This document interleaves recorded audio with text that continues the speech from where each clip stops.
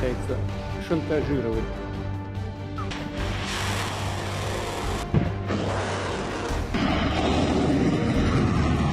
रूस के राष्ट्रपति पुतिन ने जब उत्तर कोरिया की यात्रा की तो उसके कई मायने निकाले गए थे, क्योंकि उस समय में जिस तरह से अमेरिका और नेटो देश पुतिन को अलग थलग करके उन्हें जंग में झुकाने की फिराक में थे। ऐसे में पुतिन की इस कुशल रणनीति ने जंग का रुख मोड़ने का काम किया था। दुश्मन का दुश्मन दोस्त वाली नीति को अपनाते हुए पुतिन ने करीब 24 साल बाद उत्तर कोरिया की जमीन पर कदम रखा था और उन्होंने हर पाबंदियों को दरकिनार कर उत्तर कोरिया से डील साइन की, जिससे ये बात तो साफ हो गई थी कि आने वाले समय में ये जंग थमने की बजाय और ज्यादा विस्फोटक होने वाली है।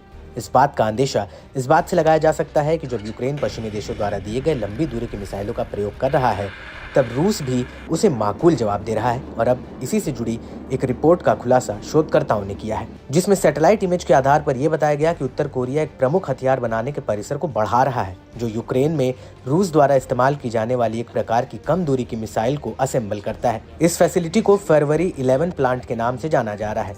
मॉन्टेनरी में मिडलबरी इंस्टीट्यूट ऑफ इंटरनेशनल स्टडीज में स्थित James Martin centre for non proliferation studies के एक शोध सहयोगी सैम लेयर ने कहा, ये संयंत्र हॉसोंग 11 श्रेणी की ठोस ईंधन बैलिस्टिक मिसाइलों का उत्पादन करने वाला एकमात्र प्लांट है।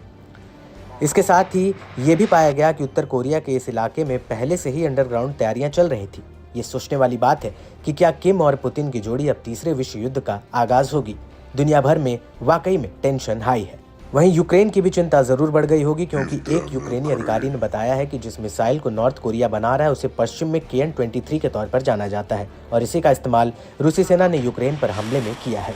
लेकिन मॉस्को और प्योंगयांग दोनों ने इस बात से इनकार किया है कि उत्तर कोरिया ने यूक्रेन के खिलाफ इस्तेमाल करने के लिए रूस को हथियार दिए हैं। और अभी तक तो ना ही रूस और ना ही नॉर्थ कोरिया की तरफ से ऐसा कोई बयान साझा किया गया है। लेकिन जब पुतिन और किम की मुलाकात हुई थी तो दोनों ने ही एक दूसरे के साथ खड़े रहने की बात जरूर कही थी। और इसी कड़ी में उत्तर कोरिया ने रूस की मदद के लिए कुर्स्क में अपने 10,000 सैनिकों को भी भेजा था, जो कि यूक्रेनी सेना के साथ जंग में लोहा ले रहे थे।